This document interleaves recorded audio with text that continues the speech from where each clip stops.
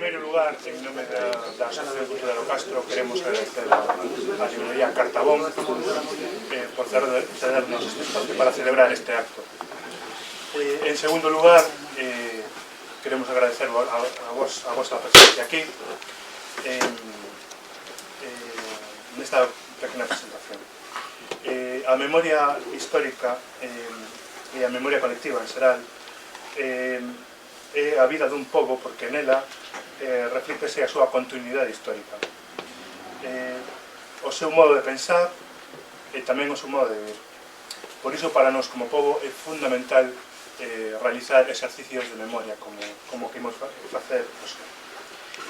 A memoria histórica, hai que dicilo, que se estende moito máis alá do golpe do 36 e da represión posterior, e na que hoxe imos falar dun tema que ten directamente que ver coas súas consecuencias. Para iso contamos para falar do caso da apropiación indebida do Pazo de Meirás e de outras propiedades, cun dos autores do libro de Meirás, un pazo, un caudillo e un espolio, Carlos Babío, e tamén con Ana Miranda, que é vicepresidenta da Fundación Galiza Sempre, que medita o libro, e neste momento é eurodiputada polo BNG dentro do grupo de Alianza Libre Europea. Sen máis, esta presentación é moi breve, vou vos deixar con Ana, e aquí remato o meu papel para ver.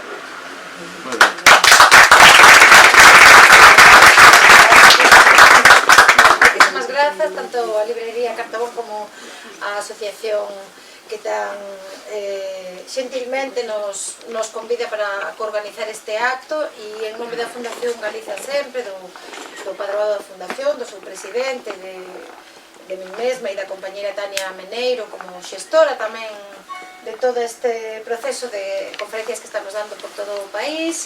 Agradecer que esta librería apoia este espazo, porque presentar este libro é preservar tamén a memoria histórica e é defender espazos antifranquistas. Este é un espazo antifeixista, un espazo antifranquista, e por eso un aplauso tamén para Cartabón.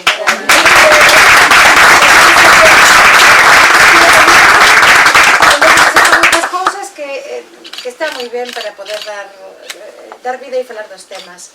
E presentar a Carlos xa é falar de alguén que é unha eminencia, porque temos neste país xente que investiga problemáticas, que investiga casos de espolio, como é o caso tan flagrante deste pazo, que era un lugar público e que debía de ser público e que é un verdadeiro espolio, un exemplo. Para falar de Carlos Babío e de Manuel Pérez Lourenzo, que xe non está aquí, pero que somos coautores durante casi 10 anos dunha obra que é fundamental e que marca un antes e un despois na investigación e en todo o que pase pola devolución do pazo, quixera que saibades de onde veñen, porque sempre está ben poñer en contexto para que estas persoas que se saiba que non apareceron danadas, sino que levan moito traballo nas súas costas.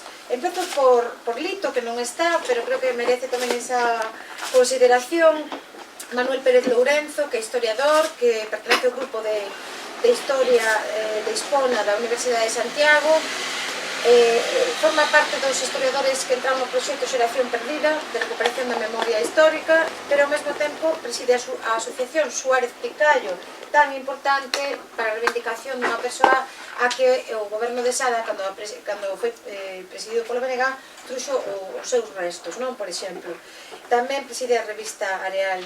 E sabemos que nestes momentos é un home mediático, tamén como a ti, porque de repente este libro colleu atención en todos os medios de comunicación, non tanto na televisión galega, pero sí nos medios de comunicación galega e tamén nos medios de comunicación estatal e tamén europea, porque chegou a sair en televisións, medios escritos de Suiza, de Bruselas e tamén na BBC e tamén en The Guardian, non?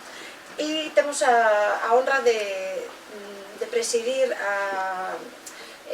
de que a vicepresidenta da Deputación de Coruña pois quixeran colaborar dende a vicepresidencia desa Diputación coa Fundación Galiza Sempre para coeditar este libro. E iso é moi importante porque non sempre se pode editar unha obra destas características e é verdade que xa vai na segunda edición e que vai correr moito porque está tendo moito éxito e que foi un acerto esta decisión e tamén queremos agradecer públicamente a Goretti San Martín por esa implicación doble porque lanzou esa gran iniciativa que é a Comisión Pro Devolución do Pazo de Meirás que integra non só todas as asociacións de memoria histórica da contorna sino tamén as entidades, administracións e todo tipo de colectivos que podan estar implicados coa defensa da memoria histórica e en concreto coa defensa Meirás. E despois desto falará Carlos Babío con detalle. Bueno, Carlos foi concelleiro do BNG durante 12 anos, entre o 99 e o 2011, e nun período ademais moi concreto que é cando o Bloque pide a petición de ben de interés cultural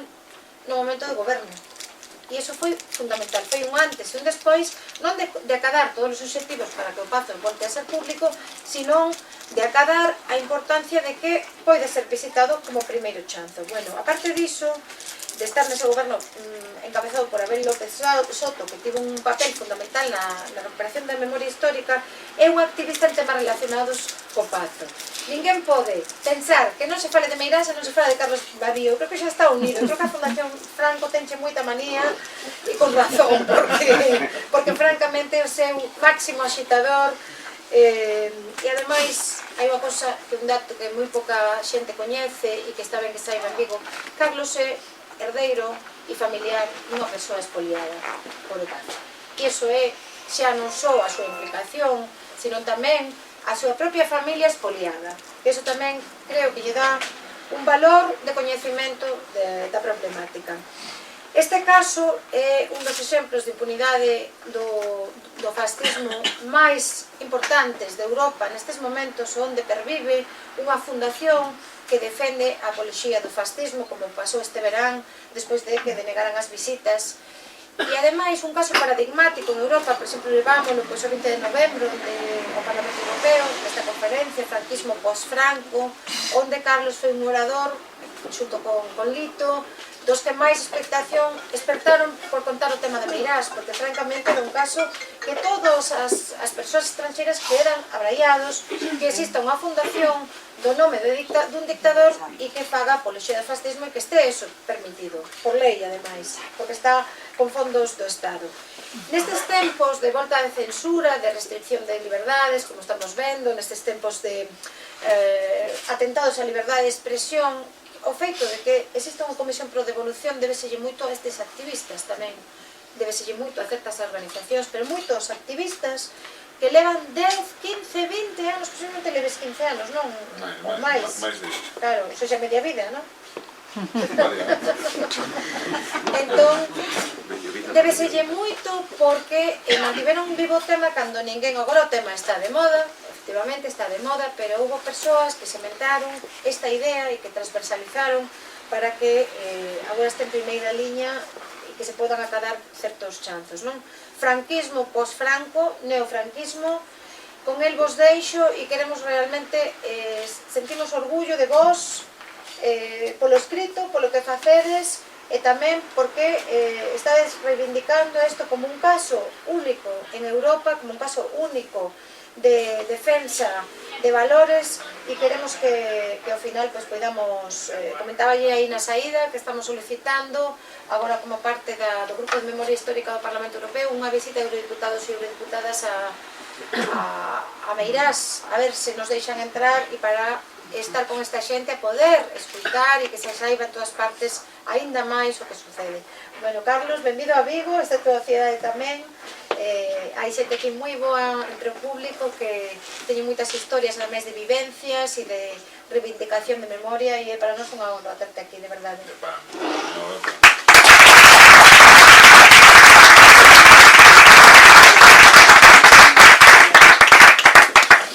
Bueno, pues boa tarde a todas e todos. Agradecer, por suposto, a Asociación O Castro o seu convite e, por suposto, este espacio antifeixista. Bueno, unha delicia estar en espacios destas características. Moitas grazas por poñer este local, este maravilloso local de cultura e de literatura ao servicio desta causa. moi importante, e como non, Ana, deixesme abraiado que as túas palabras. A verdade é que, se me permitides un pouco de, bueno, ser un pouco validoso, decir que os autores deste libro estamos moi orgullosos, non? Moi orgullosos por unha razón fundamental, non? Que conseguimos, en certa medida, divulgar algo que os franquistas, a versión fascista española do fascismo, o franquismo, tentou agachar e meterlle moitas cadeas e candados para que non saíra a luz pública todas estas fechorías que non en vano levou tanto tempo a investigalo, non? É dicir, a dificultade foi a documentación destruída, as poucas persoas xa vivas que quedaban para lembrar este espolio, e o ben que o gocharon, é dicir, por iso levou tanto tempo, non? E orgullosos tamén porque sabedes que esa xunta de prodevolución que comentaba Ana está formada fundamentalmente en base a este traballo, non? É dicir, está formada por este traballo porque Vito, Manuel Pérez Lorenzo, o autor deste libro, como ben decía Ana, forma parte do grupo Hispona da Facultade de Historia Contemporánea da Universidade de Santiago de Compostela, que dirixe xente como Emilio Grandío, que tamén está nesa xunta de prodevolución, pero non solamente na xunta de prodevolución. Sabedes que o señor Feijóo tamén creou unha cousa que lle chama a Comisión de Expertos, non? Bueno, viuse obligado a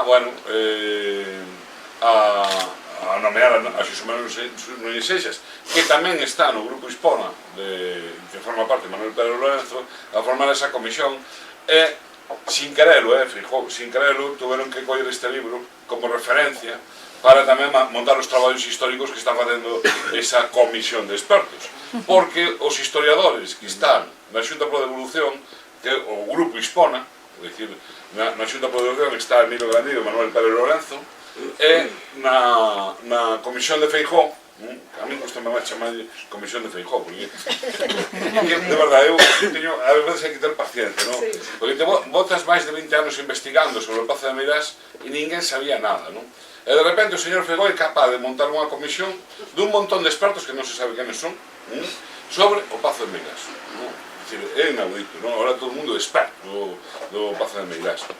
Bueno, pois aí está tamén o grupo Hispona e, polo tanto, os traballos memorísticos de recuperación histórica e incluso a conclusión xurídica que van chegar vai ser a mesma que xa avanzou a Deputación Provincial da Coruña, a non ser que haxa, claro, unha man política do señor Feijóo que intente sacar baza de todo isto, pero isto está montado en base a isto. Non hai máis documentos históricos recopilados que os que se recollen neste libro, é dicir, podemos ter máis documentación ampliada, porque, efectivamente, mirade as páxinas que nos fomos, non? Pero, bueno, a base fundamental está explicada neste libro. Eu, na miña intervención, vou a dar as claves fundamentales, logo as teres todas desenvoltas no libro, non? Ben, o Pazo de Meirás, as Torres de Meirás, estas torres que diseña Emilio Pardo Bazán a finais do século XIX, outra das mentiras típicas que hai ao redor do Pazo de Meirás, ao redor do Pazo de Meirás hai moitos mitos, non? Que Emilio Pardo Bazán escribiu aquí toda a súa obra literaria, por exemplo, non? Bueno, os Pazos de Ulloa, por exemplo, unha obra moi coñecida de Emilia Pardo Bazán, son a obra anterior ao inicio da construcción da colocación da primeira pedra das Torres de Meirás, non? Complicado escribirlo aí. Emilia Pardo Bazán, xusto a esta altura, tiña outra edificación que era o antigo Pazo de Meirás, que lle chamaba na súa obra Granxa de Meirás, como a 30-40 metros das torres que ela construiu, non? Comeza, como digo, a finales do século XIX a construílas. É unha obra, en esta ocasión non literaria, sino a arquitectónica, é dicir, todo o diseño e desenvolvemento de todo a decoración, empedrado, diseño interior e exterior das torres é de Emilia Pardo Bazán e tamén da súa nai, Amalia de la Rúa, non? Emilia Pardo Bazán cambia, é dicir, múdase desa granxa que está a escasos metros das torres ao Pazo de Meirás en 1907, aínda sin rematar, en 1910 hai o primeiro acto nas Torres, que é a boda da súa filla Blanca, e a partir de aí o Pazo de Meirás sí que se convertirá, as Torres de Meirás se convertirán nun referente cultural da burguesía da época, das letras e da cultura, non? Pero María Pardo morre no 21, estamos falando de 1910 a 1921, son 11 anos de época gloriosa, digamos, das Torres. Esa sí é gloriosa, non é que de Franco referíase ao Pazo de Meirás, porque vincúlase o glorioso da etapa franquista e tal, que as Torres de Meirás despois o veremos, pero esa sí que é unha etapa de certa gloria literaria e de certo desenvolvemento cultural en Meirás e da burguesía, ligado á burguesía, a nobleza da época, non? Simplemente citar, pois, por exemplo, a Luis Antón de Olmé, que en 1910, justamente cando comeza ese esplendor nas Torres, as definía como venero de sensaciones refinadas, santuario de belleza, refugio de la esplendidez e de la poesía, non? O de Melchor de Almagro, non? Meirás veía yo reflejarse como un espejo de la personalidad artística de la condesa Pardo Bazán, piedra, cada símbolo, cada detalle, es una proyección espiritual de la gran escritora, non? Ben, como digo, isto hasta o xaneiro de 1921, que morre Emilia Pardo Bazán, os seus fillos perden interese sobre a propiedade, e a propiedade cae no ostracismo. Bueno, pues un pouco o que pasa despois da morte de Franco. Bueno, se repite, digamos, estamos repetindo o mismo proceso histórico descoñecido hasta agora, pero se vedes no libro vedes que hai un paralelismo, non? Ben, a alturas do ano 1935, os herdeiros do Pazo de Meirás, que eran o fillo e neto de Emilia Pardo Bazán, o neto tiña a propiedade, o fillo o usufruto dela, van liquidando todas as propiedades que tiña Emilia Pardo Bazán en Meirás. Meirás e fora de Meirás, pero eran donos de casi todo o Meirás, porque vivían das rendas da labranza, non? Liquidan todo o patrimonio menos as torres. As torres o que fan é hipotecada.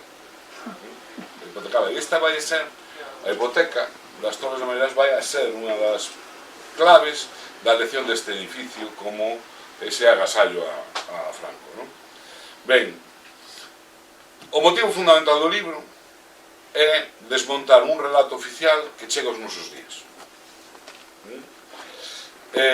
O relato oficial ven sendo, nos collemos, por exemplo, este, publicado na Voz de Galicia en 1978, que é a versión, digamos, máis ou menos oficial de como chega o Pazo de Meirás a Franco. Despois del Palacio del Pardo, la versión máis característica, máis frecuentada por el generalísimo Franco é sin duda el bello Pazo de Meirás en Galicia, adquirido por suscripción popular entre los coruñeses e donados por estos al caudillo. Bueno, hai unha parte de verdade neste plantexamento. Efectivamente foi marcado polos galegos e galegas, foi entregado a Franco, efectivamente, disfruta desa propiedade. Hai unha verdade aquí, non? Pero non deixa de ser unha media verdade, falta moito relato, non? Que contar nesta afirmación.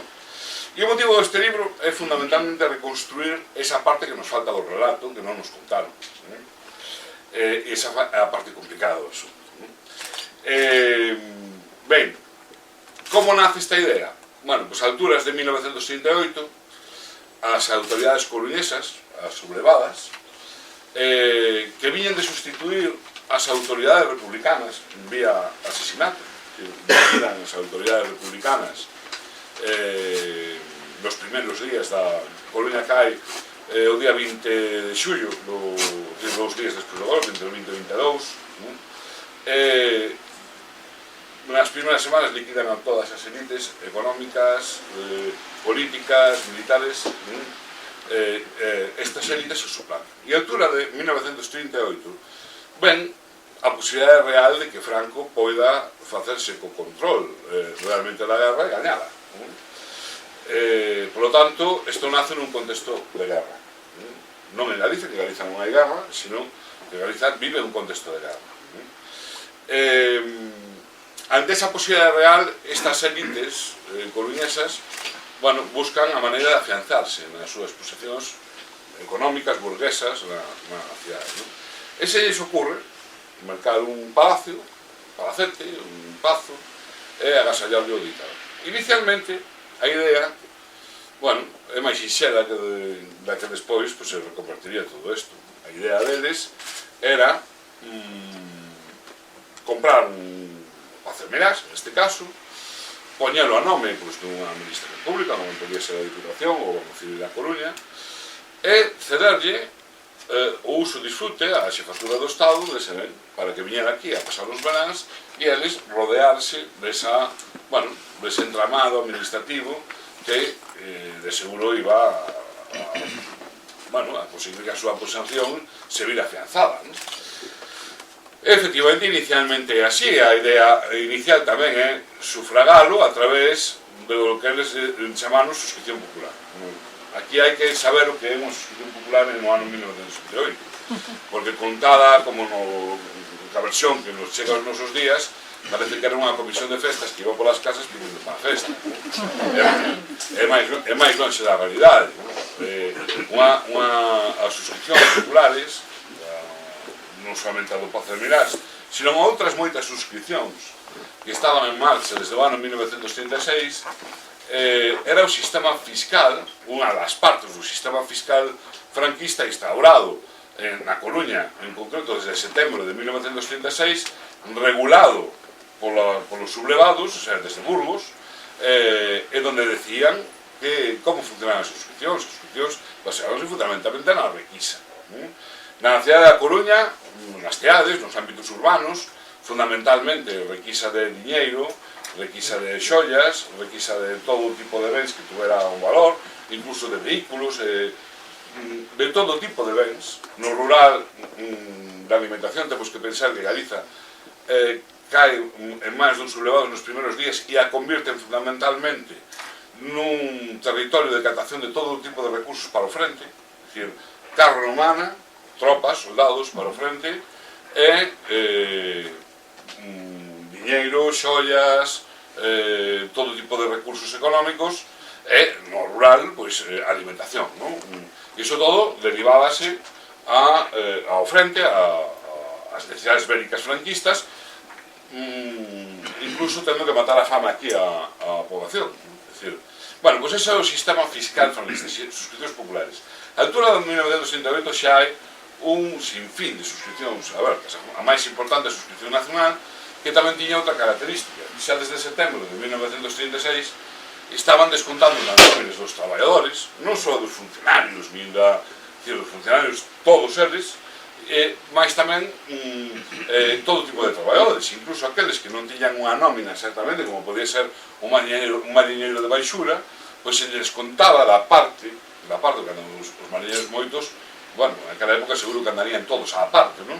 Se lles descontaba un porcentaxe desas capturas que se lles pagaban a parte para financiar as necesidades bélicas. Ben, por lo tanto, no ano 1938 deciden comprar o Pazo, pedir unha administración pública e montar outra suscripción popular, que chamarían suscripción por Pazo del Caudillo, para financiar a operación. Tan seguros estaban que ao principio está incluso o debate en circunscribir exclusivamente a suscripción á localidade da Coruña, cidade, ou a toda a provincia da Coruña. O sea, mirade, inicialmente, os seguros que estaban eles de que isto era unha operación sinxela, non? Pero vaise complicar efectivamente, non? Por que? Por varios factores. Primeiro, a escolla do Pazo de Meirás está vinculado a esa hipoteca que tiñan os herreiros do Pazo de Meirás. Esa hipoteca estaba, digamos, formalizada ante o Banco Pastor, e Pedro Barriga de la Maza íbase convertir, como propietario do Banco Pastor, no protagonista fundamental en toda esta película, a partir do ano 1939, moi pronto, ¿no? E logo, a condición que vai a complicar todo isto, que Franco e Carmen Polo van a poñer como condición para a aceptación que o dereito do Pazo non este limitado exclusivamente ao uso e disfruto, ou sea, ao usufruto, sino que poñen como condición que sexa da súa propiedade. E iso que vai a complicar todo o brazo. A maiores, Carmen Polo vai a vir nesos primeiros meses varias ocasións, incluso antes dese acto de entrega oficial que se celebra o 5 de decembro de 1938 a Pazo de Meirás. Paso o mes de agosto, a subscripción popular ponse en marcha en maio, e ela pasa o mes de agosto en Meirás. Por que? Porque ela vai se convertir na auténtica dirección de obra de ese pazo que primeramente as autoridades pensaban en darlle un lavado de cara e gastar poucos recursos. Carmen Polo vai a condicionar toda esa operación, é dicir, vai a pedir a ampliación de terras, é dicir, o Pazo de Meirás que compra originalmente en Mira por Dazán anda en torno ás 5,7 hectáreas de terreo, e o Pazo de Meirás que se encerra dentro dos muros vai a aumentarse hasta as 9 hectáreas, tomando incluso unha casa que era da miña avoa, que era a que comentaba antes Ana na súa intervención. Pero non só iso, é dicir, esa demanda de obras de todo tipo vai a levar que a Xunta pro Pazo entre en quiebra inmediatamente, porque non van a ser capaces de manter toda esa petición de todo tipo de obras, cando ademais a suscripción popular non está a recadar o que eles calcularan, porque xa tiñan experiencia das outras suscripcións e, bueno, calcularan aproximadamente o que iban a recaudar con esa, pero a recaudación cae, porque a xente, aínda que a presionan, e todo o mundo ten que aportar, non aporta o que eles calcularon que iban a recaudar. E esta é outra das partes, non? Ese debate que hubo, agora, bueno, hasta o Partido Popular agora di que, bueno, foi un abuso, non? É dicir, que iso hubo unha regularidade aí, non? Fai, bueno, 6 meses, non? Un ano. A muller poñer un ano, eran negacionistas do espolio, non? É dicir, eu como ben decía Ana, fui un concelleiro 12 anos en Sada.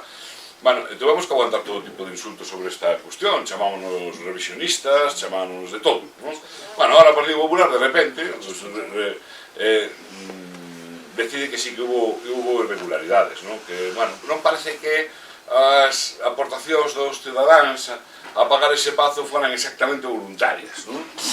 Bueno, a ver, sobre esa cuestión, simplemente ler un par de documentiños, un par de parágrafos, para que vexades o carácter non potestativo dos cidadáns a hora de...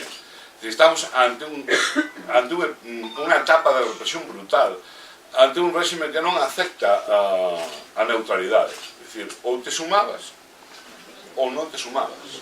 E se non te sumabas, xa se sabía o que te pasaba. E non aportar as suscripcións, a suscripción por Pazo de Meirás, podía colocarte en esa situación. Simplemente un bando, sabedes que o Pazo de Meirás está no Concello de Sada, simplemente un bando do alcalde de Sada sobre este tipo de suscripcións, ¿no?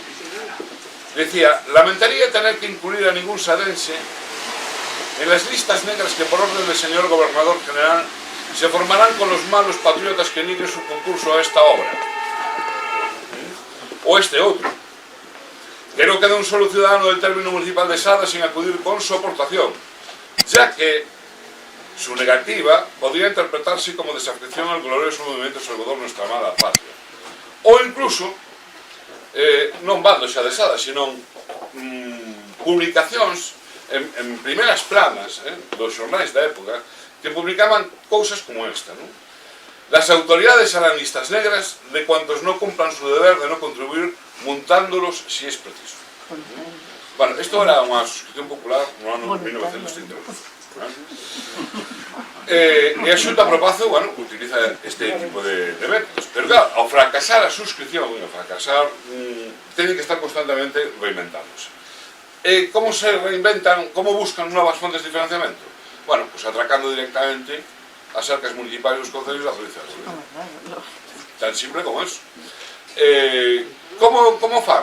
Bueno, pues fan un cálculo en base da capacidade industrial de cada concello a través da contribución urbana, axen ali unha fórmula establecendo o 5% o mínimo, a cuota mínima a ingresar, e establecéndose porcentaxes maiores en función desa capacidade económica, non? Así o Concello da Coruña, por exemplo, fai unha transferencia directa ao peto do dictador de 25.000 pesetas da época.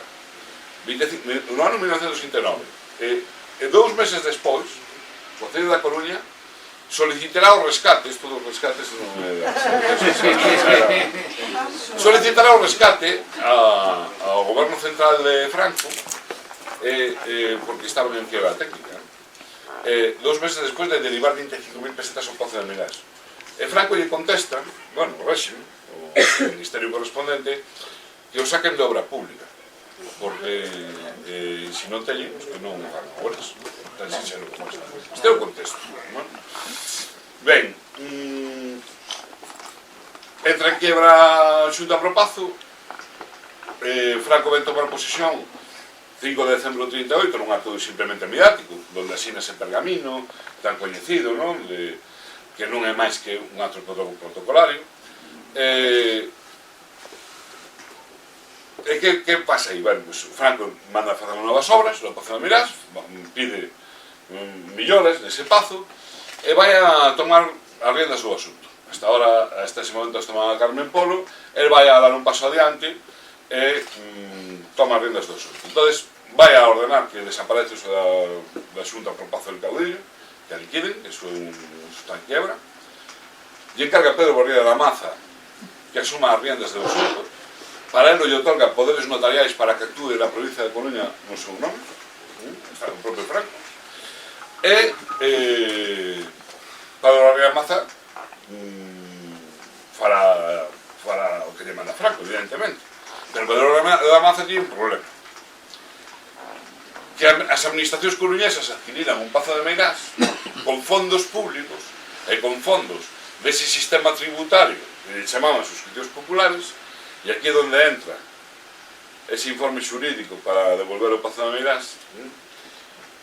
Hai unha viaxe do que era concelleiro en aquel momento da Coruña en marzo de 1938 do pintor Fernando Alba de Sotomayor, que despois, no 39, será alcalde da Coruña, bueno, 38, en agosto de 38 hasta finais do 39, hasta mediados do 39, perdón, donde en actas do pleno do Concello da Coruña, en un informe militar que se recolle no libro e que se o ledes a reconstrucción, o citamos en numerosas ocasións, porque este é un militar que ven a Coruña a finais de 1969 para facer un informe interno de como están as estruturas do réxime na provincia da Coruña, en Lugo, e detecta que isto do Pazo de Meirás é un problema gordo, que hai un desaguisado aí, que iso pode traerlle moitos problemas ao réxime, porque realmente a súa función era informar ao réxime no 39 de como estaban as cousas internas, non? E fai un capítulo aparte no informe de isto do Pazo de Meirás, non? E no informe fai unha reconstrucción de como estaban esas cousas a altura do ano 1939. Ese informe militar, aparte do que consta en acta nos plenos do Concello da Coruña, dice que Fernando Álvarez Sotomayor adquiriu o Pazo de Meirás en 1938. Adquiriu. E que o adquire para fazer unha donación ao xefe do Estado. E todas, Goberno Civil, Diputación e Concello, Diputación e Goberno Civil, son, digamos, as administracións que están no tomate, no tinglao, din que ese pazo compran para eso, e que está comprado. De acordo? E Barriga da Maza, a finais de 1941, non hai máis actos administrativos hasta ese momento, utilizando ese poder notarial que lle otorgou Franco, chega a un acordo ca propietaria Manuela Esteban Collantes, que era a viúva do fillo de Emilia Pardo Bazán, e merca en nome de Franco o pazo por 80.000 pesetas. Cando a compra, que dixo Sotomayor, que figurou a nome das administración, foi en torno ás 415.000 pesetas. Aquí se mete hipoteca polo medio. Entonces, temos un acto administrativo no 38 que é das administracións públicas, e un acto a finais do 41 de Franco, pero Barriga con un poder notarial, pero Franco actuando ali a través dese poder, co unha propiedade que xa non era propiedade. Por lo tanto, escoitastedes moitas veces decir estas semanas que a Diputación estudiara a vía civil por nulidade da compra. Claro, é unha compra nula. Porque non era de Manuel Esteban Collantes, e Franco non podía comprar algo que se lle donaran usufruto. Estaban finxindo unha compra-venta. Isto descubrimoslo neste libro, pero hasta este momento era descoñecido esa circunstancia, porque ataparon moi ben tapada. Pero hai máis cousas que son relevantes a hora de determinar que o Pazo de Meirás é un ben público, non? Aparte do que nós digamos como cidadáns a través da memoria e da decencia, non? Sino a través de demostrarlle un don xuez co Código Civil na man que tamén, desde esa perspectiva, é un ben público, non? A partir dese momento as obras non van a cesar no Pazo de Meirás, non? É dicir, hai unha primeira fase, hai un período moi oscuro aí entre o 41 e o 45 que coincide ca liquidación de todas as suscripcións que financiaban a guerra de Franco, non se sabe para onde se fondos, coincide aí o baleirado de contas con un período de obras importante no Pazo de Meirás, pero o relevante vai a ser a partir do ano 44. A partir do ano 44 vais a determinar que administración se van a encargar de que no Pazo de Meirás. Van a establecer quenes van a manter a propiedade, incluso que a administración se vai a encargar de aumentar as propiedades de Franco Meirás, como van a manter todo ese tinglado Meirás. Bueno, todo se vai a cargo das administracións públicas. Fundamentalmente o Ministerio do Exército, obras que justificaban como manter a seguridade do ditador de Meirás, pero que sobordaban ampliamente esa cuestión. Pues, por exemplo, se facían obras de mellora na capela, se reformou integralmente a biblioteca de Emilia Pardo Bazán con fondos públicos do Ministerio do Exército, obras nas torres, no interior das torres, en todas as dependencias, a reforma de todo o xardinado do Pazo, elementos decorativos nas murallas, todo tipo de obras. Logo habrá outra entidade que vai xogar un papel fundamental, que vai ser a Casa Civil de Su Excelencia el Jefe del Estado. Casa Civil, por certo, que a morte do dictador pasará xunto a Casa do Príncipe, a Casa Militar, a reformularse nunha sola, e con eso quedará esa Casa Real española. A Casa Real está conformada da fusión de todas esas casas que se crearan na etapa franquista. Pois esa Casa Civil e esa Casa Militar, pero nomeadamente a Civil, van a ter a función a través do secretario particular de Franco, un coruñés chamado Ricardo Catoira de Araboa, de xestionar ante todas as administracións franquistas todo tipo de favores, derivación de fondos públicos a Meirás. Fundamentalmente eu destacaría dous, non? A toma de propiedades colindantes para seguir expansionando propiedades a nome de Franco Meirás. A partir desa etapa, Ricardo Catoira negociaba directamente cos propietarios, pagaba con fondos públicos os orzamentos xerais do Estado e escribía a nome do ditador. Era un sistema moi simple. E a segunda, a consecución de todo tipo de favores. Por exemplo, no libro citamos varios exemplos, un dos farolitos que se encaprichara Carmen Poro, que vira unha cafetería de Madrid, e que quería uns como eses para o Pazo de Meirás. Entón, le encarga a esa Casa Civil que xestione conseguir esos farolitos para o Pazo de Meirás. E entón, aí tes a Casa Civil xestionando con el concejal de alumbrado público del Ayuntamiento de Madrid para que consiga, está o seu documento no libro, está escrito de como se facían ese tipo de cosas. Pero tanto se podía encaprichar con uns farolitos como se podía encaprichar ca Casa Corrida da Coruña. E entón, a Casa Civil se encargaba de xestionar ante as administracións públicas franquistas de como se xestionaba conseguir a Casa Corrida un palacio no pleno centro da cidade bella da Coruña.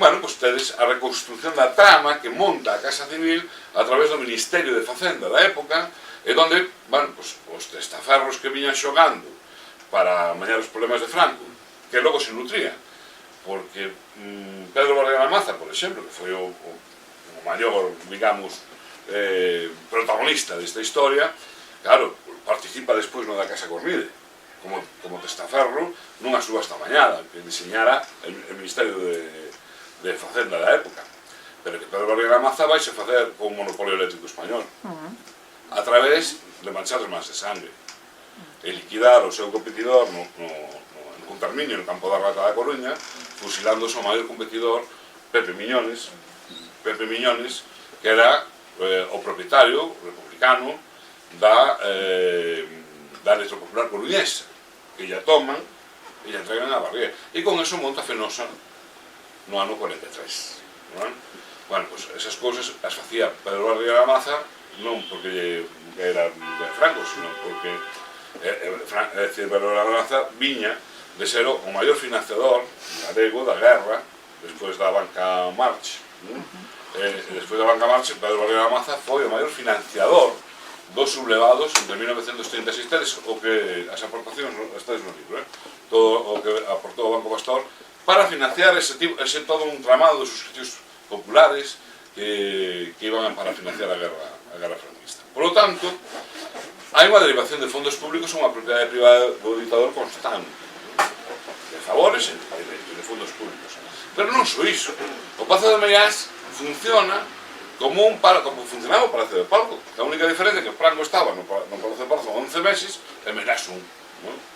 Pero era a sede de consellos de ministros, era a sede de audiencias do xefe do Estado, era unha sede oficial do Estado. E, por lo tanto, tendo esas características, cando morre Franco no ano 1975, eso tiña que estar pasado ao patrimonio nacional, que a legislación que existía en aquel momento, precisamente derivado de que o seu funcionamento mantido por fondos públicos e funcionando como sede dunha administración do Estado. Por que non pasa no ano 75?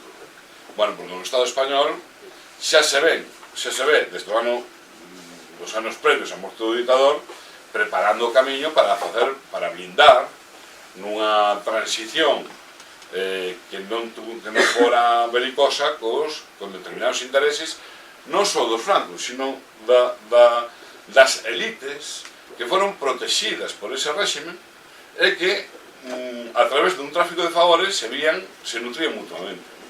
E iso funcionou a perfección na transición española. E cando se vai a montar eso? Bueno, no Pazo de Meirás hai datos que son reveladores, non? A partir do ano 1969, en xullo de 69, Juan Carlos Borbón é nomeado por Franco sucesor na xefatura do Estado, pola lei de sucesión, en xullo.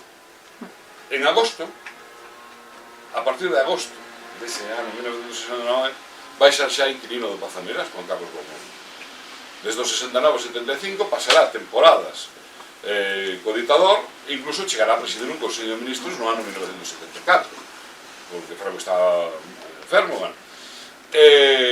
No 75, sabedes que os últimos crimes do franquismo, os últimos asesinatos, foron os 5 fusilamentos dos membros de Franco en outubro, novembro do 27 de setembro, perdón. 27 de setembro. Ben, pois os fusilamentos emanan dun acordo do Consello de Ministros a través dunha aprobación dun decreto lei que chamaron lei antiterrorista, nun Consello de Ministros celebrado no Pazo de Meirás. De acordo? Estaba ali Juan Carlos Borbón, non no Consello de Ministros, sino que ese ano foi 2 veces ali ao Pazo de Meirás. Morre Franco o 20 de novembro de 75. O día 22 toma posesión Juan Carlos Borbón como rei de España. O día 27, uns días despois, o Boletín Oficial do Estado publica a concesión dos títulos honoríficos aos Franco, a filla do ditador, ao ducado de Franco, e a viúva do ditador, o señorío de Meirás. O sea, crea o señorío de Meirás e o eleva a grado de nobleza, eleva un grado de nobleza a un espolio. E o justifica da seguinte maneira: queriendo dar una muestra de mi real aprecio y testimoniar los sentimientos de afecto y admiración a la alegre figura de doña Carmen Polo de Franco, de singular relieve en una gloriosa etapa histórica de nuestra patria. A ver, aí vai a estar constantemente ligándose Pazo de Meirás a Franco a súa historia é a unha etapa gloriosa. E ese círculo vai a estar emanando a blindaxe tamén dos abusos dos Franco e das súas elites socioeconómicas. Por eso vemos que no goberno do Estado hoxe en día, vemos moitos apelidos que nos sonan, que están neste libro, moitos deles citados, que, siguen sentando en consellos de administración, en consellos de ministros incluso, ou en todo un tramado administrativo do Estado español. Por que? Porque a blindaxe non solamente foi a do Pazo de Meirás, senón foi a dos privilexios dunhas elites que conseguiran ser élites por conseguirlo, non? E o Juan Carlos Borbón sabe que a súa legalidade está precisamente no golpe de Estado de 1966 e por iso fai referencias constantes a esa gloria histórica que representa ese período entre 1936 e 1975, non?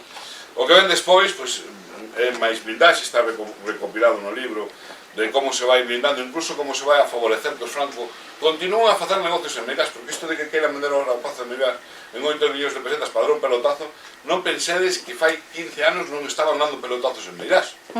Seguían dando pelotazos en Meirás, porque pasa que non se coñecía. E non se daban a coñecer a luz pública. Que pasa? Que, como vendían un grupo de xente que decidimos que isto, cando menos, tiña que coñecerse. E cando menos tiña que haber organizar, digamos, esta indignidade e conseguir que os francos non poidan salirse das rositas máis tempos neste estado. Fai 42 anos, vai camiño de 43 que morreu Franco. E seguimos como se estuéramos no ano 1975. Incluso en algúns aspectos parece que de 1940. Por lo tanto, si esta obra sirve para que o Pazo de Meirás pase a ser patrimonio das galegas e dos galegos e sirve para divulgar as fechorías dun réximen que a versión oficial que chega aos nosos días é de gloria, é de historia gloriosa, é de señoríos, é de nobleza ligados aos roubos, e que se coñeza que determinadas élites fixeron fortuna como a fixeron e en que términos as fixeron, e divulguemos o que realmente foi a verdade e non o que nos contou o franquismo e o relato que quixo construir. Eu creo que os autores nos daríamos con tanto un jeito e nos sentiríamos moi agradecidos e moi orgullosos de ter contribuído. Se tedes alguna pregunta, eu pola miña parte, nada máis. Moitísimas gracias.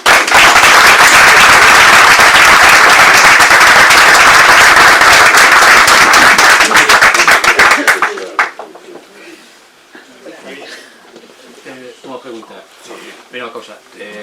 Quenes foi a comisión que facían os cobros para a xente das territorios que tiña o Pazo de Salas, as torres? Non foron os falanxistas que fixeron majas xa antes na cidade da Coruña, no campo da Rata, que depois se encargaban eles de cobrar a todos os propietarios limítrofes ao Pazo, e que os que máis depois facían a gestión nas nóminas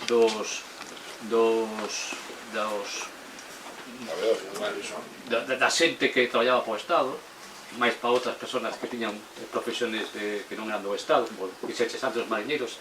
Eses foron a falante, porque a comisión que facía os cobros. A ver, sacaches varios temas, eles tiñan estruturado a súa función do tema que fora de diferentes maneiras. Sí. Como comentaba ao principio da miña intervención, a suscripción por Pazo do Caudillo non nace da nada, nace dun contexto determinado que é un sistema fiscal que eles, cando digo eles, refírome ás elites, o sea, ao goberno civil, todo o entramado empresarial coruñés, fundamentalmente ligado á Cámara de Comercio e Navegación da Coruña. A Cámara de Comercio vai xogar un papel fundamental, especialmente a Cámara de Comercio que estaba enfrentada a Pepe Miñones, por exemplo, na época, as elites republicanas había un entramado burgués que estaba enfrentado a esa serie, é dicir, que estaba enfrentado a unha maneira de entender a empresa. Máis ao servicio, por exemplo, Pepe Miñones tiña unha idea de progreso social en torno ao papel que tiña que xogar a electricidade, non? Pero a Maza non tenía como un negocio especulativo. Entón había unha confrontación de intereses, claro. Queres van a xestionar eso? Bueno, pois a Falanxe vai a ter un papel fundamental en todo o que ten que ver con problemas que lle xeran a guerra, por exemplo, de temas sociais, como, por exemplo, que nunha casa os fillos varóns todos marchan ao frente. Onte era o Día da Internacional da Muller. Sería moi interesante estudar a dupla represión que sufriu a muller na represión franquista, porque efectivamente todo o mundo foi reprimido e foi sometido a todo tipo de brutalidades, pero a muller sufriu unha dupla represión. Por qué? Porque ese entramado social entre aspas, que se montou dando a guerra e que se lle otorgaba a Falange a xestión de determinados estamentos deso, estaba ligado a que o papel da muller estaba na casa, non? Cuidando dos maiores e demais, non? E os fillos, os varóns, se encargaban de aportar a economía na casa, non? Bueno, toda esa xente se mandaba ao frente, entonces nas casas morían a fame, non? Para iso estaba a Falange, tamén para xogar en eses aspectos. Pero bueno, cinguéndome a túa pregunta, a suscripción por prazo do caudillo está ligada á experiencia fundamentalmente da suscripción nacional. A Cámara de Comercio da Coruña e a Falanxe da Coruña tiña unha experiencia na xestión desa, ainda que a responsabilidade última era do Goberno Civil da Coruña, en que facía a xestión, sobre todo na parte administrativa, era o Goberno Civil. Pero en determinadas, por exemplo, na cuestión da pesca, que falábamos antes, aí eran falanxistas, que claramente iban ali a un concello, non, era o secretario que tiña que liquidar entre o Goberno Civil ante Marcos, non? Iso se mandaban as liquidacións, eso non había. Pero no entramado, por que había xente que aportaba e xente que non? Porque, a ver, entre o 36 e o 38, os falanxistas, os sublevados, vai costando implantarse en todo o territorio. Por exemplo, unha das cousas que por eso vemos derivacións de xente mariñeira, porque os pósitos marítimos os toman rapidísimamente. Pero outro tipo de entramados sociais, non. Quen facía recaudacións da Xunta pro Pazo? Fundamentalmente unha comisión que se montaba en cada concello, onde estaba os falanxistas dese concello, estaban os mestres e estaba o párroco. Allí donde tiña implantación, donde estaban implantados. Donde non estaban implantados, tiraban dos funcionarios dos concellos. Por exemplo, no Concello de Oleiros, a recaudación casa por casa, o peso dese traballo fan os funcionarios do concello. Logo incluso lles pagan unha gratificación por facer. Está documentado no libro, no ano 40, se lles pagan unha pequena gratificación por ir casa por casa recaudando. Por qué? Porque a Falanxe non tiña estructuras de abondo para chegar casa a casa, porque estamos falando de ir casa por casa, en unha vez, varias veces. Por exemplo, o Concello de Carballo, o Concello de Carballo temos reconstruído ao 99% de como se fixo en Carballo. O Arquivo de Carballo conserva casi toda a documentación do espolio do Pazo de Meirás. Ali había unha estructura de falanxistas, e foron falanxistas, casa por casa. Pero que iban con un saco para unha bolsiña para que lle botaran aí... No, iban con algo máis efectivo. Iban con 3 documentos. Iban con un taloneo de recibos, eso sí, como as comisións de festas, un taloneo de recibos. Iban con unha folla que poñía arriba a Junta Pro Pazo, a foto web, está no libro. Poñía a Junta Pro Pazo del Caudillo. Había te aportaba, numeradamente, cada folla tiña 56 casillas, e cada folla viña numerada arriba. Se poñía nome e apelidos, a cantidade que aportabas. Unha vez que aportabas, se entregaban o recibo da aportación e sacaban a folla de sinaturas do álbum, que era: si non estás aquí, isto lle vamos a entregar a Franco o día que entreguemos o Paz, e Franco vai a mirar aquí se estás aquí asinado. Están as follas de sinatura aí no libro tamén. Esta é a folla numerada, aquí veña a cuantía e aquí ven as persoas. E logo, esta é a folla de sinaturas.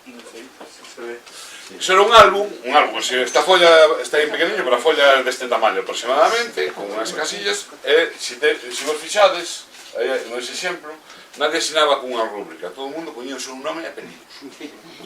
Porque se che decía que se iba a entregar a Franco o día que viña a Paz Menesca.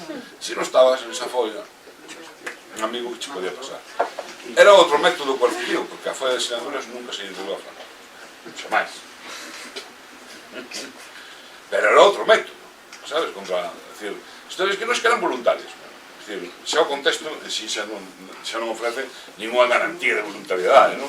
Pero moito máis cando estás publicando en bandos do Concello, a xerar un bando específico de alcalde de Teo, bueno, animando a poboación a participar dando recomendacións. Pero é que non solamente ese contexto de represión era a hora de aportar. Despois, cando viña Franco, na prensa sempre saía que a población saía a clamalo con espontaneidade. Cada vez que viña Franco salían con bandeiras, salían e o comín. No Concello de Sada, onde estaba Paz de Meirás, tedes os bandos aí transcritos, publicábanse bandos de cando viña Franco. Por exemplo, este, que aproximándose en la época en que su excelencia el jefe del Estado y caudillo de su generalísimo Franco, para su acostumbrada temporada de descanso en su residencia veraniega de las Torres de Meirás, es llegado el momento de que todo el vecindario de Sada exprese de una manera inequívoca su adhesión, respeto y entusiasmo por tener entre nosotros a tan alta jerarquía. A tal efecto he acordado lo siguiente: en un plazo que nos cederá desde julio próximo, todos los habitantes de las casas colindantes de las calles y plazas de esta villa de Sada se proveerán, si no lo tienen ya, de la tela necesaria para que en sus casas, esto es, en las ventanas y balcones de estas, luzcan colgaduras de los colores nacionales en las fechas que oportunamente se señalen, de suerte que no haya una sola casa que carezca de ellas. Transcurrido el plazo señalado, se procede a recorrer las casas de los vecinos para sancionar a los que no hayan cumplido con lo que se ordena. Pero es que en los años 50 ahí publicamos un bando do alcalde de Falange, que era xefe de Falange, que no ano 54, non de que, tuvo que editar un bando facendo recordar que chegaba ao Pazo de Meirás tal día el generalísimo, e que de cada casa, de cada unidade familiar, tiña que haber cando menos unha persona ali na esplanada de Paz, recordando que te pasaba así, non cumprías orden. E eso despois na presa salía ao día seguinte o relato, o mito do franquismo, aclamación espontánea de los ciudadanos que van allá. Eso además que oye un rumor, el che non é esperpento, cando ven Carmen Polo, no mismo artigo, din que viña en segredo, que nadie coñecía a súa chegada, e no parágrafo seguinte, a xente saliu en masa espontáneamente a recibirla, se era secreto como... O sea, chegábase a ese tipo de ridículo, ¿no? Bueno, ridículo, entre comillas, porque, a ver, detrás de todo isto había moita represión, moita dor e moito medo, ¿no? É dicir, a miña avoa que lle bailaron a casa, que expulsaron a casa, deixaron unha ruína. Eu a lembro moi pouco, porque morreu no ano 72, eu son de 67, lembro moi pouquinho. Pero o meu curmán, que escribe un polo neste libro, do ano 50, naceu con ela, además escribiuse na casa con ela. E sempre describido desta maneira, é dicir, era unha persona absolutamente anulada. É dicir, a miña avoa mataron en vida, é dicir, era tal o medo no que se sumiu, que non foi capaz de volver a xurdir na vida, é dicir, unha persona anulada. E no libro tamén, os aconsellos de lectura, reconstruímos a represión específica que hubo na parroquia de Meirás, unha parroquia do Concello de Sada, a represión específica que é peculiar, é dicir, había xente abochada en zulos construídos cas súas propias mans a menos de 600 metros de onde dormía Franco. E algún pasou 7 anos metido nun burato, para que non o mataron. A historia de Carmen de Corral, que contamos no libro, además nunha entrevista que fixemos uns rapaces daquela na parroquia no ano 94, que podemos rescatala, xa tiña 92 anos daquela, cando lle fixemos no 94, e a rescatamos para este libro, é aterrador o que tal mallaron esta xente, porque o alzamento militar ben precedido de 3 anos da Revolución Labrega en Meirás. Levántase esa venda de terreos dos Pardo Bazán, que venden toda a parroquia, entran as arrendadas regularmente os labregos dali. Un dos novos compradores, bueno, pues, súbelles as rendas, entran nun conflito, nesas antiguas terras de Mira Pardo Bazán. Un conflito labrego que se vai prolongar durante 3 anos, se vai dar unha repercusión na prensa de todo o Estado, dicir, na época. Nos poñemos aquí algúns recortes desa revolta labrega. Mirás, os protagonistas desta revolta labrega vai ser a miña avoa, tamén a meu avó mata. Pero a miña avoa xa pasa a primeira aquí, despois pasou no 38 da casa, o sea, foi tremendo.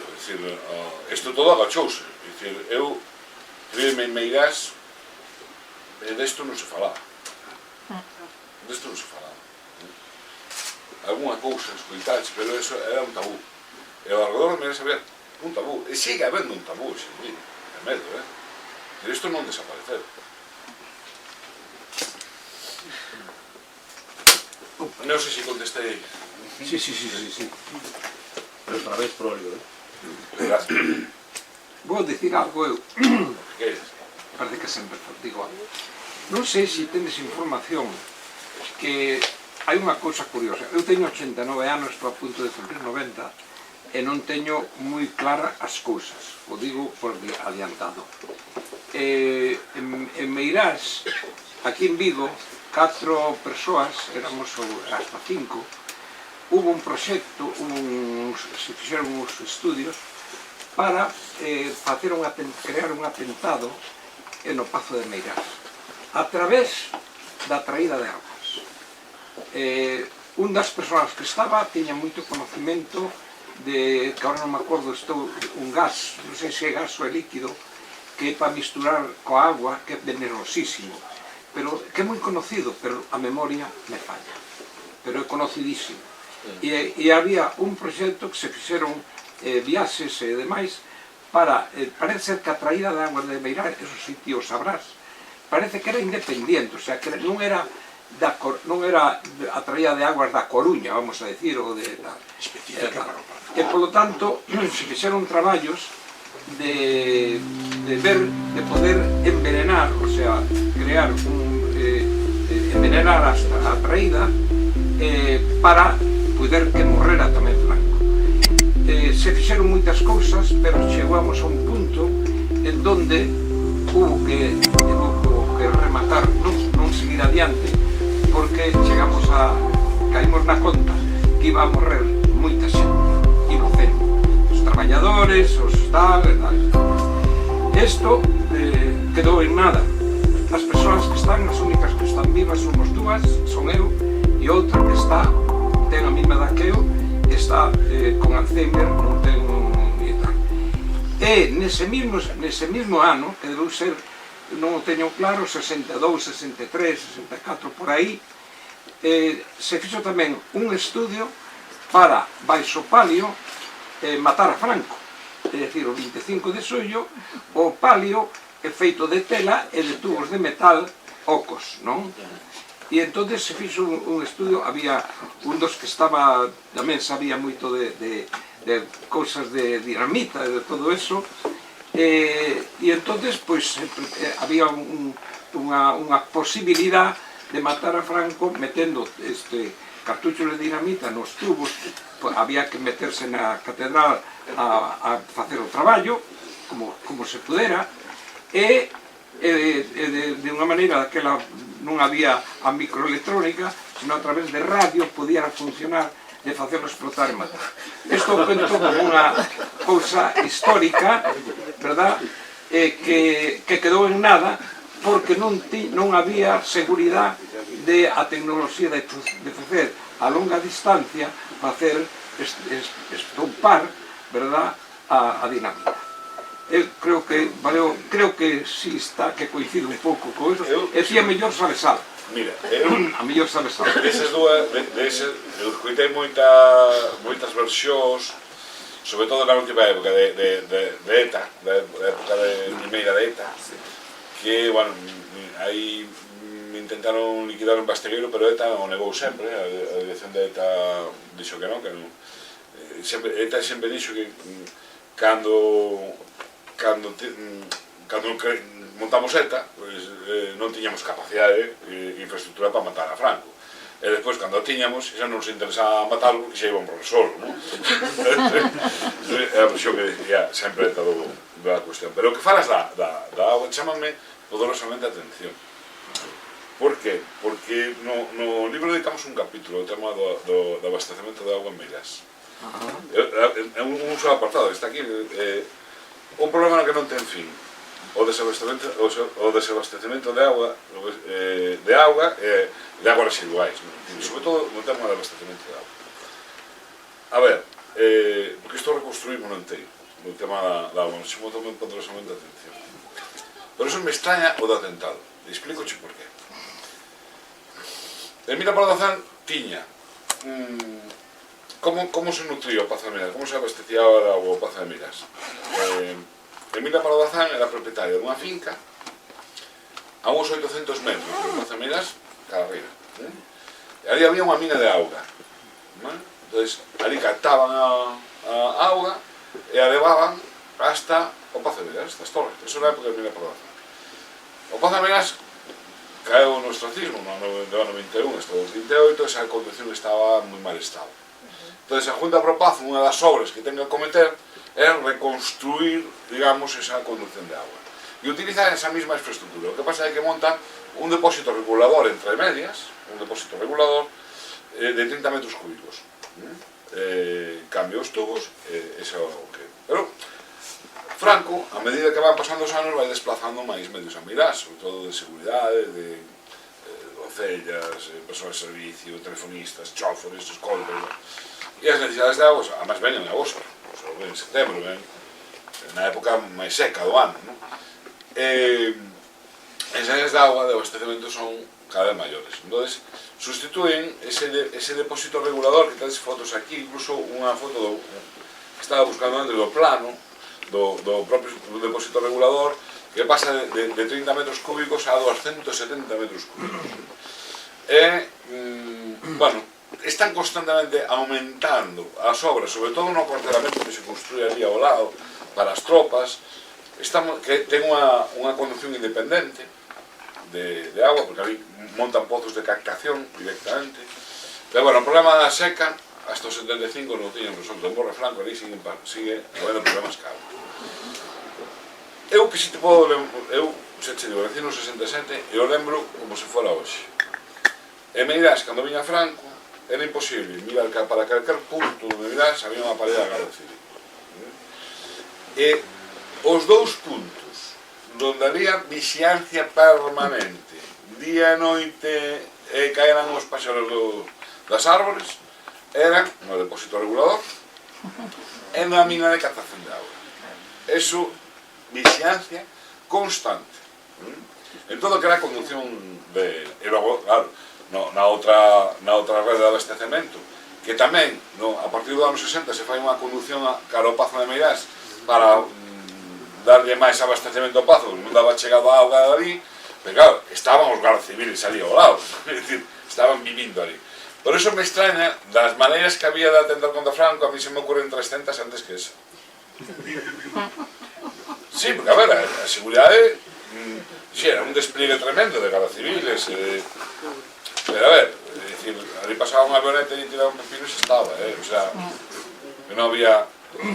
Que dicir, me parece un pouco maquiavélico eso aclarando, a persoa que fixo, hubo un viaxe único, porque despois se desmontou, era un que era cazador, ademais tiña licencia, can e escopeta, e en época normal foi o que fixo a exploración, que seguramente nin lle fixeron caso.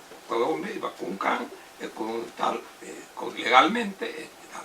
E supoño, eu a memoria, xa digo, non me funciona moi ben, pero seguramente a información que traía era, digamos, a información que deu era de que había muitísimo peligro.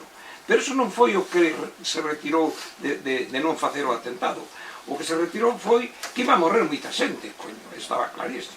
Sí, a ver. O sea, que había un risco grande, pero había un risco tremendo de matar. Eso sí, porque debate sabes si alguén pudera decirme como se chama o veneno ese, que é un veneno moi conocido, que é incoloro, é inoloro e insípido, non ten, e é mortal.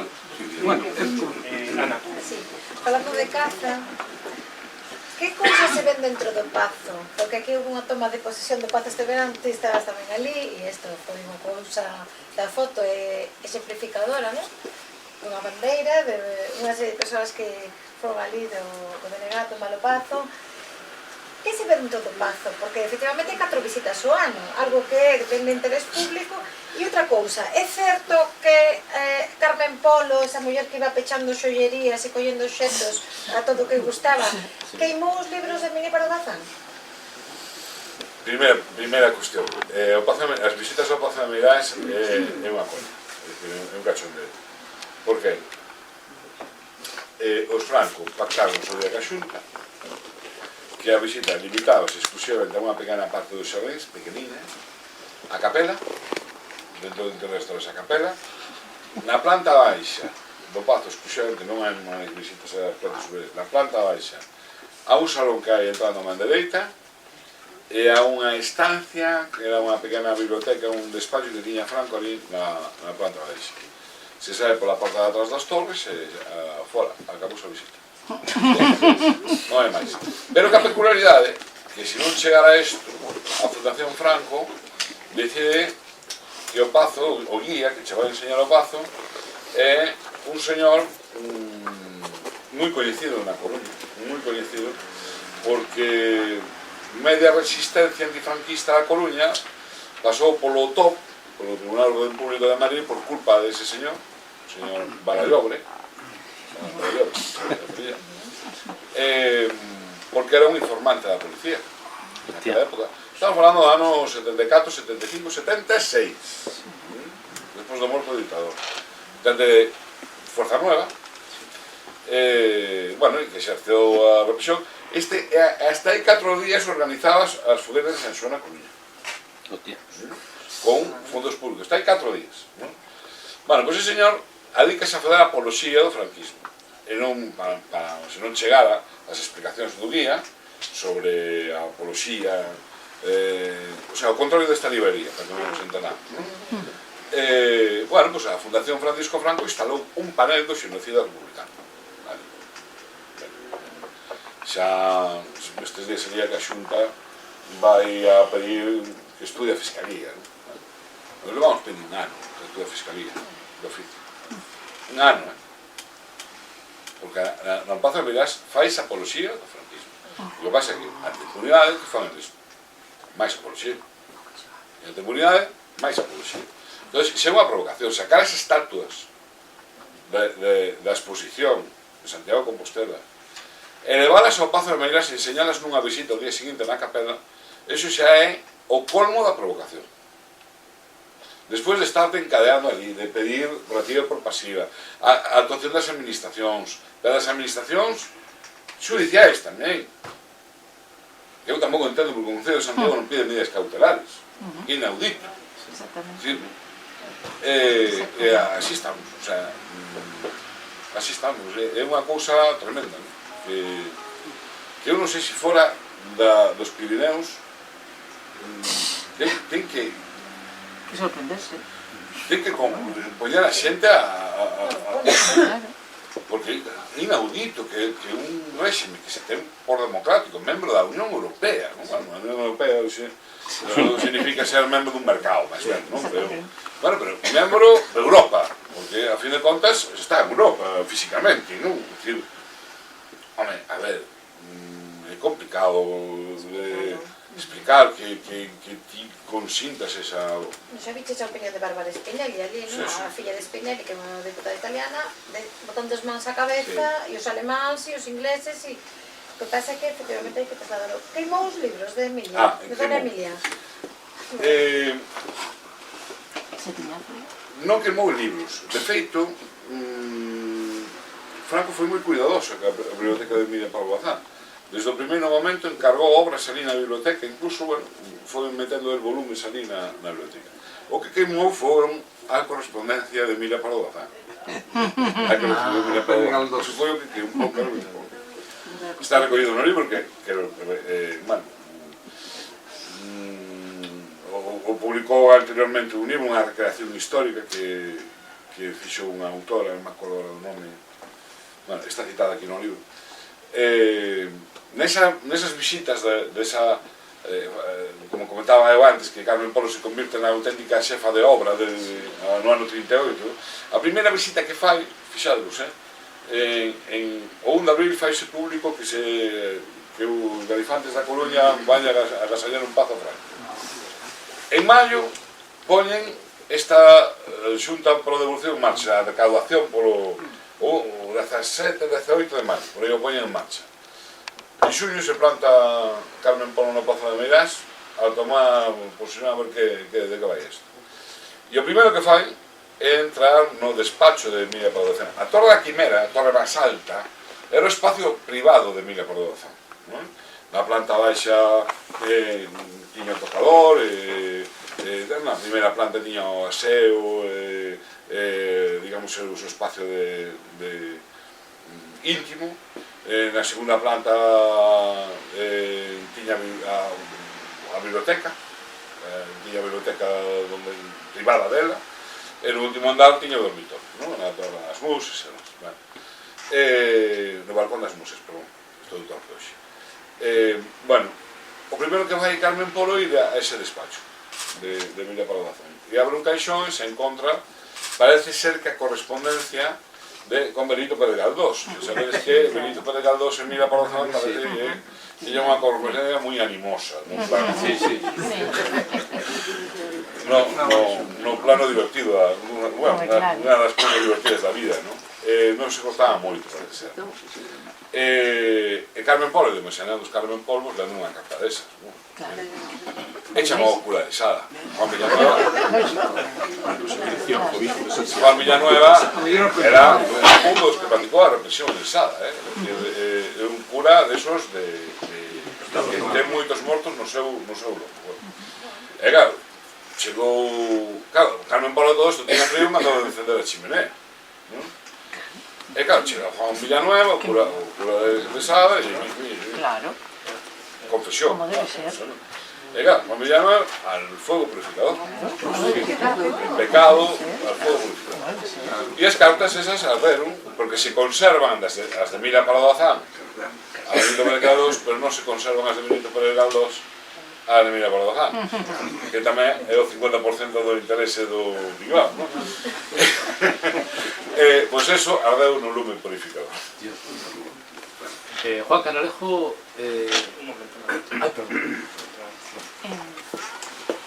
Escoitándote falar deste tema, eu agradezo a investigación e realmente agora estaba meditando se realmente Franco, que tiña a talla que tiña e tal, podía manipular todo o tema. A mí o que me preocupa realmente cando buscas cada vez máis ou falas coa xente maior, retomas as ideas ou as vivencias que tiveron os teus familiares e tal, o que a mí realmente me preocupa cada vez saco máis a conclusión de que Franco foi un elemento nese tema. A mí o que realmente me está a producir verdadeiro noxo e cada vez me produce máis malestar é a sensación de que aínda Franco era moito máis ingenuo que toda isto. O sea, a mí me preocupa toda esa masa de individuos que tiñan tal ambición, tal odio sentían por outras persoas que tiñan o millor a casa bonita que a mí me gustaría ter, falo así puntualmente,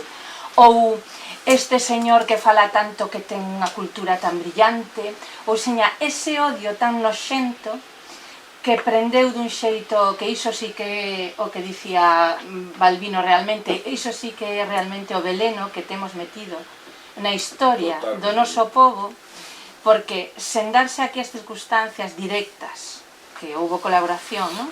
Co tema da guerra, iso é moito maior, porque é un virus realmente tremendo, que para erradicalo é moi superior a calquera batalla, a calquera guerra que haxa. Quero dicir que a min todas estas historias, ao final, o que me producen é unha inquedanza terrible, porque para min é secundario o dictador.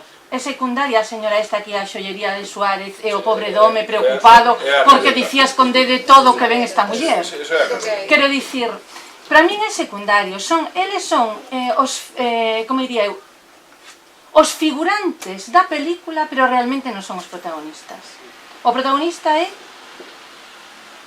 unha cousa que leva un pobo ao xenocidio absoluto, que é o odio, a envexa e o desexo, falando en plata e mal, de joder al vecino. Ou seña, a cousa máis tremenda que pode haber nunha sociedade, que supera calquera elemento ficticio ou real de un individuo que medía tanto e a súa muller que era unha tarada. Quero dicir, é que centramos moito na figura de Franco, pero eu centraría o máis na psicología social, no poder do odio, porque realmente en Galiza o que nos fundiu foi isto, porque senón non ten sentido, porque para mí non ten sentido. Ou seña, que eu vivira ou ti mesmo, calquera moitos de nós, a idades tempranas, unha suposta transición, pero que nese ámbito que levamos 40 e tantos anos non subera erradicado todo isto, pero nin a lei, ou seña, erradicado, permitirlles ter fortunas, permitirlles vivir con nós, permitirlles convivir, permitirlles facer apoloxía de todo aquilo que era o odio real que se xeraba en unha sociedade que vivía conxunta, a min é o que me produce verdadeiro estremecer, vaya, non sei. Estou completamente de acordo. Entendes? E é que realmente moitas das veces é que o que me ofende ou o que me molesta é que sempre centramos no individuo. Entón, como non hai historia xa, os novos non leen historia, non estudan historia, non podemos centrar tanto en Francisco Franco e la madre que lo parió. Quero dicir, temos que falar de cousas moito máis fondas que reverten no ser humano esas cousas tan noxentas que nos están a someter e realmente estamos a autorizar, porque eu non entendo como podemos autorizar, ou seña, permitir que sigamos vivindo con isto, con un rei real, con un non sei que, quero dicir, unha fantasía democrática, e haberá que tratar dende as organizacións políticas de falar dunha fantasía democrática e dun imperativo de perturbados mentales de unha iglesia católica absolutamente asesina. E tenemos que falar así, claro, porque a verdade é que as ideoloxías non valen hoxe en día. E non vale por protagonistas Franco e tal. É que a min Franco non me importa un individuo. Pero esa masa que rodeou a ese individuo, onde está? Mira, eu estou completamente de acordo contigo, só con un matiz. A ver. De feito, se te fixes nesta segunda edición, incorporamos unha edición onomástico, que non está na primeira, pola cantidad de xente, de cantidad de nomes que barallamos no libro, e da cantidad de intervintes que hai neste tráfico, non? De favores. Que ocorre? Onde te quero poñer no matiz? Eu suscribo o seu discurso, é así. Perdoa, pero era algo que me... Non, pero eu estou completamente de acordo con o que acabas de decir. Son cada día un matiz. Que te dices, é que nos centramos na figura de Franco. Sí, é certo. Pero por qué? Porque o réximen de Franco funciona porque é corrupto. Se non é corrupto non funciona. E se non se mantén casi 40 anos que durou o réximen. Funciona na medida que é corrupto. E na medida de que a esas elites o tráfico de favores vai a ben. E funciona tamén dunha maneira piramidal. Se te fixas e colles os participantes da xunta pro pazo del caudillo, na medida, hai un montón de participantes, non é o que nos venderon na prensa, que obviaron, por exemplo, la participación de determinadas personas que é moi incómodo que hoxe figuren na Junta de Paz, pero estaba. La Voz de Galicia estaba. El líder gallego estaba. Estaba a Cámara de Comercio, que tampouco se di. Estaba un señor que se llamaba, pero que se estaba representando a Cámara de Comercio. A ver, había un entramado. Y en función de cómo se implicaran en ese proceso de entrega de un favor, medraban tamén os favores que debían cara a él. Por que falamos de Pedro Barriga de la Maza? En este caso, y estamos constantemente citando a Pedro Barriga de la Maza. Porque Pedro Barriga de la Maza, a través do espolio de Paz de Miras, sitúase nesa cúpula que lle dá favores a Franco, favores persoais. E revertendo unha maneira máis clara. Eu vou ler o segundo plano a Alfonso Molina. Se estamos na Coruña, entramos pola avenida Alfonso Molina. Se coñeceramos a historia de Alfonso Molina, daríanos vergonza entrar por unha avenida que se chama así. Por qué? Porque Alfonso Molina non adquiriu maior protagonismo porque morre en 1958. Morre de repente en 1958. Si morrera en 1972-71, que morreu Pedro Barriga de Maza, estarían ao nivel.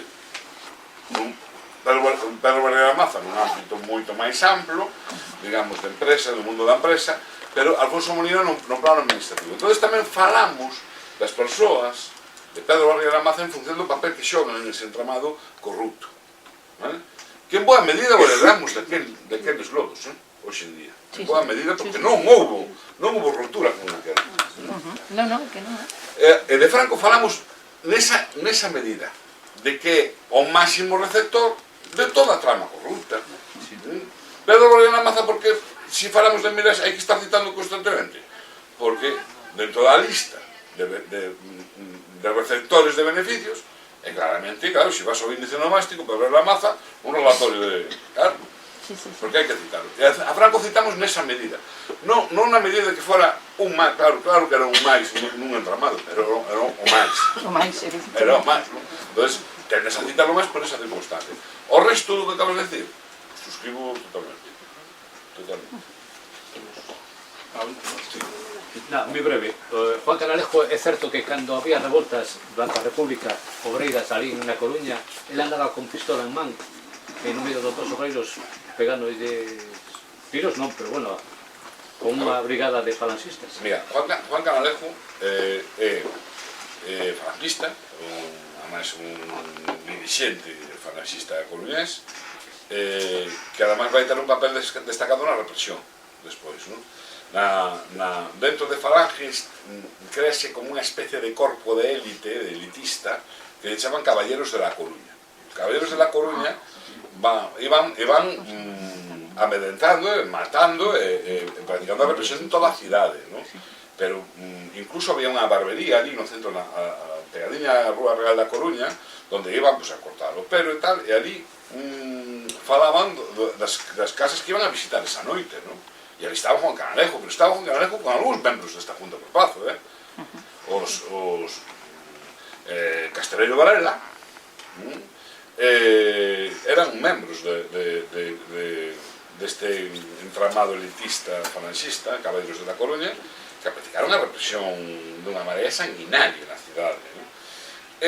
Un deles, un irmán que está aquí na Xunta pro Pazo del Caudillo, vai no 41 a recibir como premio de participar en todo ese entramado de corrupción, de favores e demais, vai recibir un favor fundamental, que é a Solana da Coruña, o recheo da Solana, que ainda estamos hoxe entrompados con ese problema. É dicir, porque os problemas derivados do franquismo non se solucionaron, se transicionaron sobre eles, pero non se solucionaron no sentido de romper e amañalos de vez.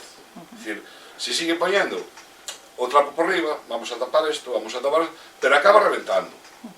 O grano acaba supurando. E agora supura na Coruña todo o chan propiedades expoliadas á cidade. E por eso agora estamos en ese problema, en ese debate. Como estamos en outros debates derivados do franquismo xe día, como este.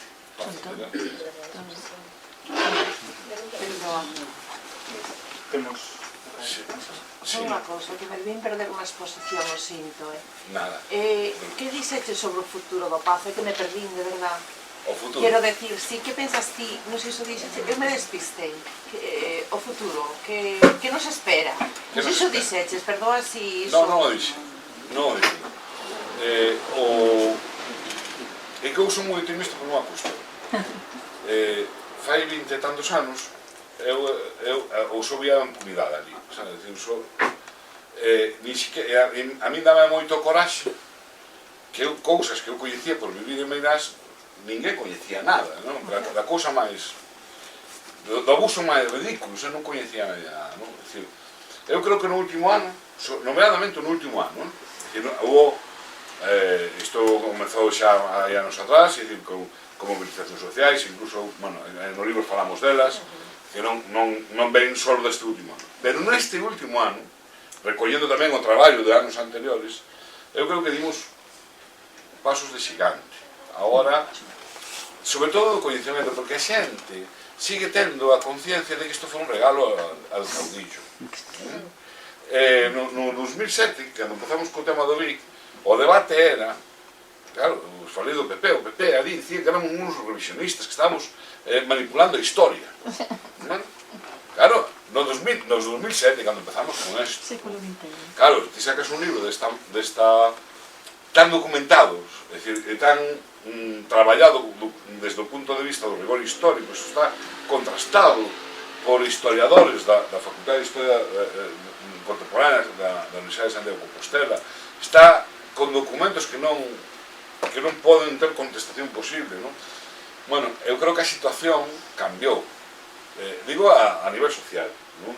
Que é fundamental, porque a xente non pode ter opinión do que descoñece. É dicir, se a ti te chega a versión oficial de que iso foi un regalo, non anda un devolvedor, foi un regalo, non?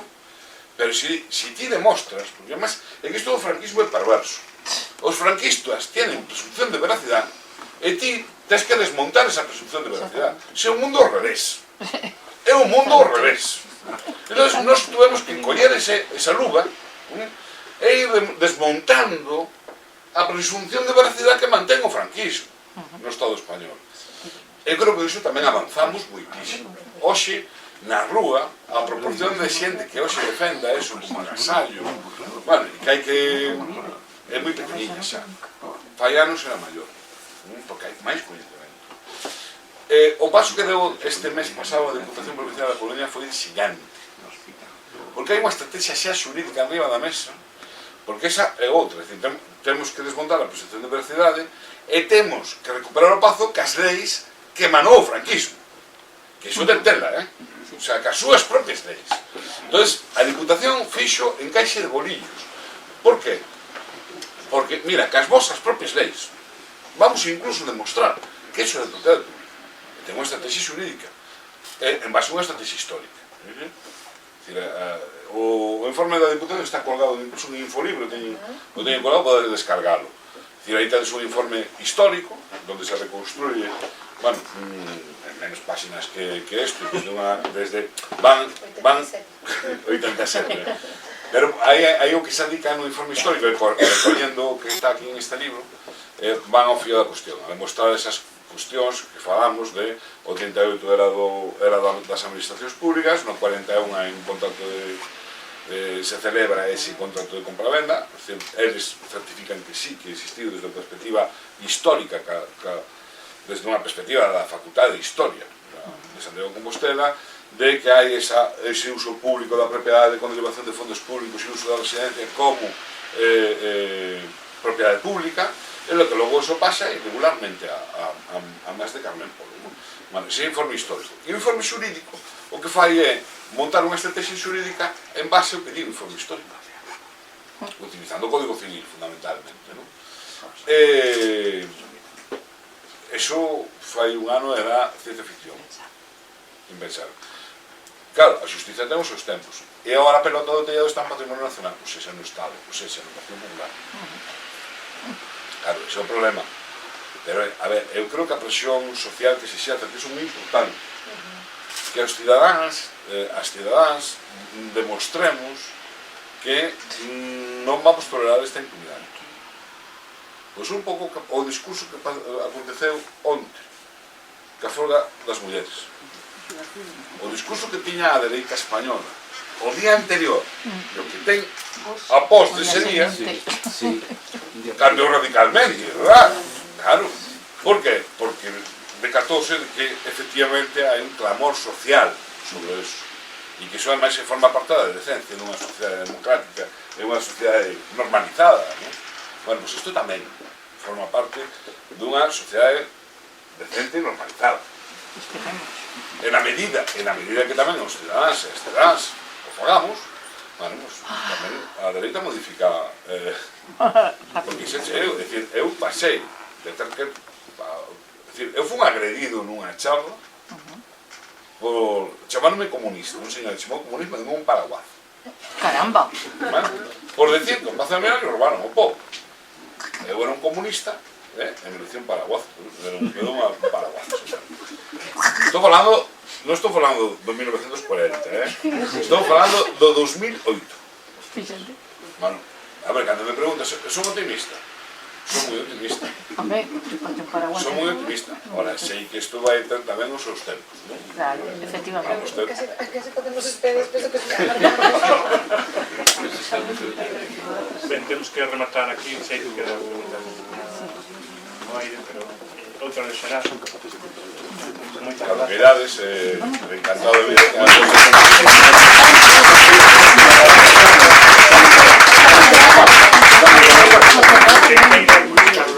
Para cenar.